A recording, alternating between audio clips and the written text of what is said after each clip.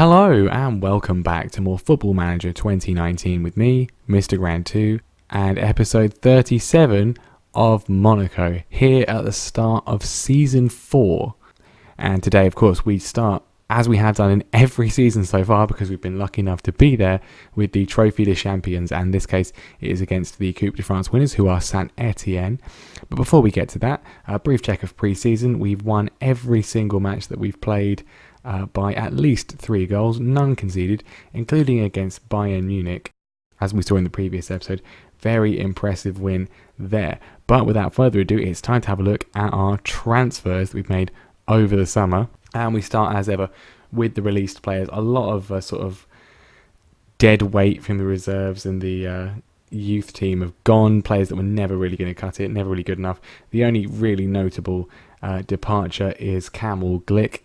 We talked about him at the end of last season. His contract was up, didn't really see much point in renewing it. He's pretty good, but in terms of passing and in terms of pace, he was kind of a little bit lacking. He lost his place in the team, and he has joined Shakhtar Donetsk, and we wish him well. In terms of our other departures then, quite a lot of players have gone out on loan. Obviously in Ligue 1 you're limited to just 7 players out on loan domestically, which has been kind of an issue because there's a lot of players I'd like to send out on loan to develop, but we can't really do that.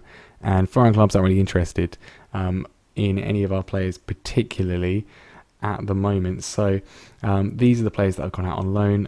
Allard, Coombs and Garcia, in particular Jack as well, I think are good players for the future who have a lot of potential, so hopefully they can develop pretty well. Garcia is of course a full international for Colombia. We played against him in the Confederations Cup, but he could play a good squad role, but we've got so many midfielders, I thought it would be best if he got loaned out. Otherwise, Valentin Rongier has finally gone. He's gone on loan to Nîmes, but he has agreed a mandatory future fee of only £5 million, so we've made a bit of a loss there, about £750,000, but I think overall it's best to cut our losses there. The 3 players that we signed on free transfers have all gone out on loan for significant fees, as well as the entirety of their wages. Ricardo Orsolini's gone to Red Bull Leipzig, Armin Gerlach has gone to Marseille, and then Renato Sanchez, the biggest name, he's gone on loan to Sevilla for a pretty hefty loan fee a month. All of them together are bringing us £360,000 a month in fees, plus all of their wages being paid. So actually we can make a pretty decent profit on them, and if we can sell hopefully all of them next summer, then that makes a pretty decent amount of money for players we snapped up on frees. A few other youth team players have left on frees and for very, very low wages. No one really of any massive note. Ronan Pierre Gabriel played a little bit of a part in the first season. Here he's finally left, gone to Montpellier for £425,000. Jordi Mbulu has played a couple of games, but he's never really that good enough. He's gone to Girona for £1.1 million. Gil Diaz, I've spent years trying to get rid of him. He spent the first year on loan at Nottingham Forest. He's finally gone for £1.9 million to Montpellier. Elliot Matazo, a decent potential young player, but Anderlecht came in for him. He's got some good attributes, but he's 19. We've got so many midfielders. I kind of felt we should just probably cash in on him while we could. But the 3 big departures, as you can see there. First of all, Borchelia has left us permanently, not to Juventus. They did not exercise their option on him, but we managed to get 25 million out of Zenit St. Petersburg, which I think is pretty good business. He was a useful rotation player, but we've got so many options in attacking midfield that we just don't really need him. And as expected, Adrien Rabiot has left the club. He's joined AC Milan for, I think, a pittance at 30 million, but they were the only takers, the only team at all that bid for him. And to be honest, I think 30 million quid for a guy that we got on a free is pretty good. He just didn't fit the system really. He's a very good player, but it just didn't really fit in with how we play here. So 30 million for him, all profit, I think is pretty good. And the biggest departure, the other main departure from the first team picture, Ronnie Lopez has gone to Bayern Munich for £62 million. I think whenever anyone comes in for a player who isn't part of your starting 11 and offers you over 60 million, you should probably take it. He's a very, very good player, really good in so many areas, but he spent the last season constantly moaning either that he wasn't playing enough or that he wanted more money, and his wage demands were, I think, frankly excessive for his role in the squad. So when Bayern came in from, Juventus came in from as well, but he's chosen to go to Bayern, and a very, very good player who I'm somewhat sad to see go, but I think there's a lot of positives in this transfer, getting a huge amount of money for a player that wasn't playing that much. So in terms of the ins, I'm going to skip over the three guys who we've already talked about. They're the ones that have gone out on loan. Let's look at the regens we brought in. Amandome, a Brazilian winger who I think looks absolutely sensational. He's 18 years old. Got him for an absolute bargain from Palmeiras, just £115,000. We do have too many non-EU players, mainly because of Brexit, because Jack Clark, for some reason, is now counting as a non-EU player. He didn't last year. I think because he's now 21, he's counting as an EU player, which is really irritating. Again, Brexit's the worst idea in the history of this country. Anyway, so we can't register Amandone, and also I don't really want to loan him out yet. I probably should loan him out, and also Valmir, the other Brazilian we've got as well, but we'll leave that until the end of the transfer window. We can't loan them out to French sides, obviously, so it'll have to be somewhere abroad. I don't think they'll develop quite as well. We've also signed Ibrahim Even from Ajax. It was an absolute steal at 1.3 million, and I think looking at him and looking in terms of his potential, it's kind of worth it for that alone. Yes, he's an attacking midfielder, and we've got a lot of attacking midfielders, but he's a natural shadow striker. We don't have to register him because he's Dutch, and I think just it was worth it. We can easily make some money on him. I wanted a regen right back. This was the best we could do. Miguel, 1.6 million from Atletico Madrid. He's not great, is he? Technically not great, but he might get better. He's got decent potential, and it's hardly a big investment. Valmir, we've already talked about many episodes ago. He's joined us permanently. Unfortunately, we can't register him. Again, it's Brexit's fault, but hopefully he can still play a role in the cups and things like that. And then potentially, if he's not playing as much as I'd like, we can loan him out in January. I think he'll still play in the reserves. I'm not 100% sure, but I think both of them will still play in the reserves.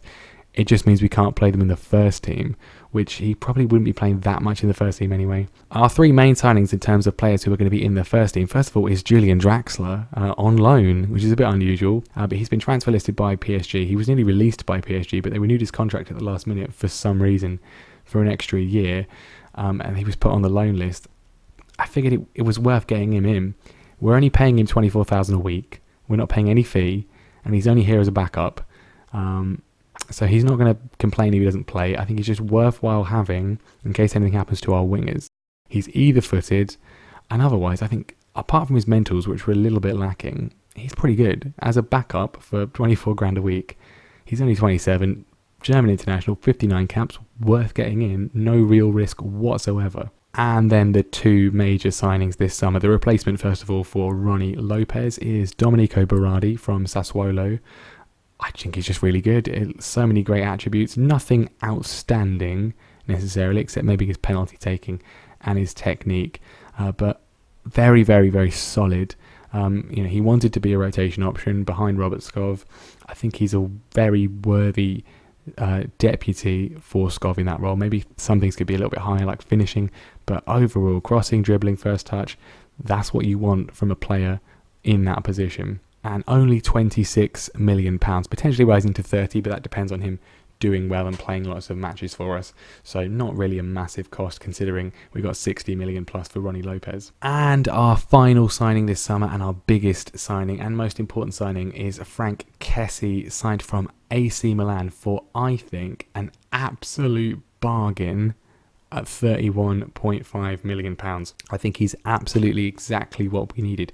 I did talk in a previous episode, I really wanted to sign Nicolo Zaniolo from Roma, who I think is the absolute perfect player for that position. Roma were happy to sell him to us.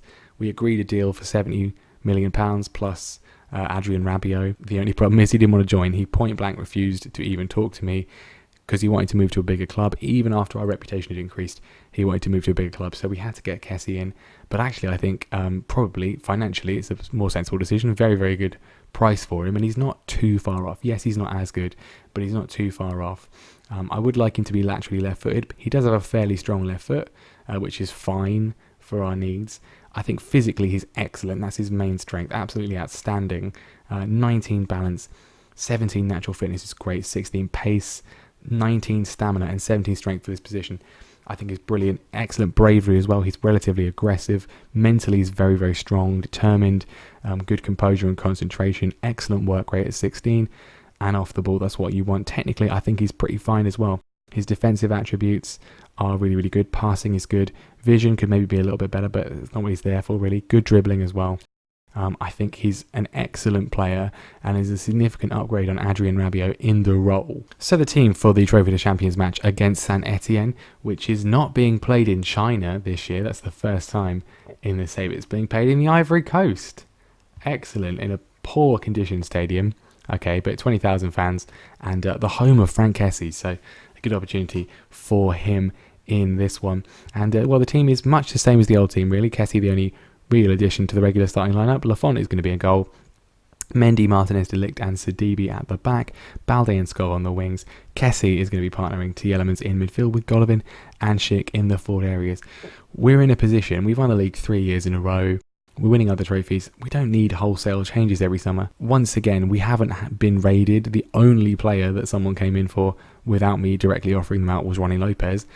And he was a player that I was kind of happy to let go anyway. 2 players making their debut for Saint Etienne. They've got Miguel Leun at left back and Valverde on loan from Real Madrid in the middle as well.